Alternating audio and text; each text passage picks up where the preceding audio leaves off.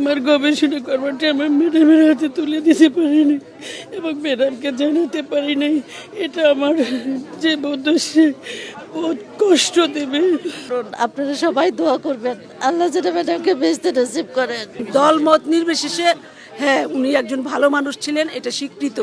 পরবর্তী বাংলাদেশের শাসন ব্যবস্থা 91 থেকে 96 সাল বেগম খালেদা জিয়ার শাসন।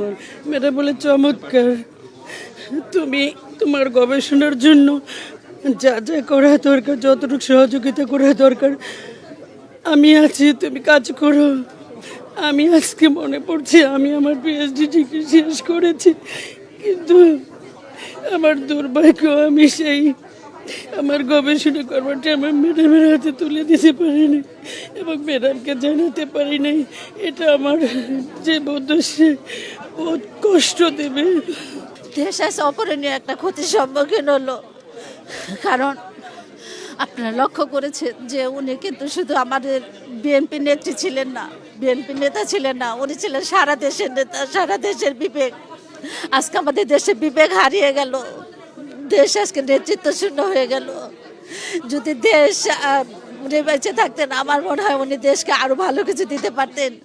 এই দেশটাকে উনি সবসময় চেয়েছেন ভালো করতে, উনি কখনো নিজ দল আর পরের দল চিন্তা করেন না, উনি দেশটাকে কিভাবে ভালো রাখবেন সেই চেষ্টায় উনি সারা জীবন করেছেন।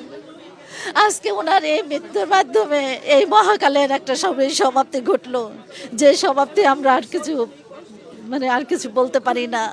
আল্লাহ ওনাকে বেঁচতে নসিব করুন, আপনারা সবাই দোয়া করবেন, আল্লাহ যেন ম্যাডামকে বেঁচতে নসিব করেন। নায়াসিনামাইড ও স্যালিসাইনিক সমৃদ্ধ লিলি ফেস ওয়াশ যা ফেসের ডেড স্কিন সেল দূর করে দেয় দ্বিগুণ ফাস্টার ব্রাইটেনিং। আজকে যে অপূরণীয় ক্ষতি জাতির জন্য হয়ে গেল, অনেক এই অভাব কখনোই পূরণ হবে না। কারণ আপনারা জানেন এই দেশের গণতন্ত্র পুনঃপ্রতিষ্ঠায় এবং এই দেশের স্বাধীনতা সার্বভৌমত্ব রক্ষায় বেগম খালেদা জিয়ার যে অবদান, আমি মনে করি বাংলাদেশে ওনার মতো এরকম মহিষী এরকম বড় রাজনীতিবিদ আর হবে কিনা আমার সন্দেহ। এবং তার বাংলাদেশ যতদিন এই বিশ্বের মানচিত্রে থাকবে ততদিন আমি মনে করি বেগম খালেদা জিয়াকে এদেশের মানুষ স্মরণ করবে শ্রদ্ধা ভরে। আসলে আমরা তো ওনাকে দেখেছি কাছে থেকে,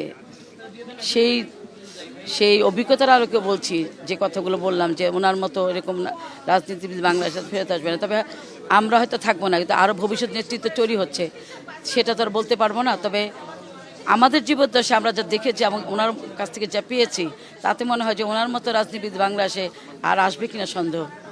আমজনতার সাধারণ জনগণ থেকে ধরে সবাই উনাকে ভালোবাসতেন। আপনারা এমনি যদি যাচাই করেন দেখবেন বিরোধী যারা সেখানেরও অনেক মানুষ আছে উনাকে ভালোবাসতেন। উনার ভদ্রতা, উনার সভ্যতা, উনার জ্ঞানের পরিধি নিয়ে উনারাও ভালো বলেছেন। সবাই তো আর বিএনপি করে না, অনেকে অনেক দল করে, আমরা শুনেছি।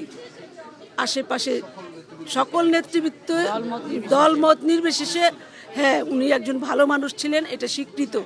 আমি একটা কথাই বলতে চাই যে যুগে যুগে দেশপ্রেমিক হাতে গোনা কয়েকজন আসে। দেশনেত্রী বেগম খালেদা জিয়ার মতো দেশপ্রেমিক কত যুগ পরে আসবে আমি জানি না। উনি রিয়েলি একজন দেশপ্রেমিক, যিনি এত অত্যাচার এত নির্যাতন সহ্য করেও এ দেশ ছেড়ে যাননি। এবং যাওয়ার কথা বললে উনি বলেছেন, দেশ আমার একটাই, বাংলাদেশ, আমার কোথাও যাওয়ার জায়গা নেই। উনি সবাইকেই, উনি জাতি ধর্ম বর্ণ সমস্ত মানুষকেই উনি ভালোবাসতেন। ওনাকে মুখে কখনো কারো অসম্ভব ভালোবাসতেন। এই যে সবাই যে চলে আসে ওনার অসুস্থতার পর থেকে, যারা চলে আসে ওরা মন থেকে আসে, বিবেক থেকে, ভিতর থেকে আসে, লাভের জন্য না, স্বার্থের জন্য না।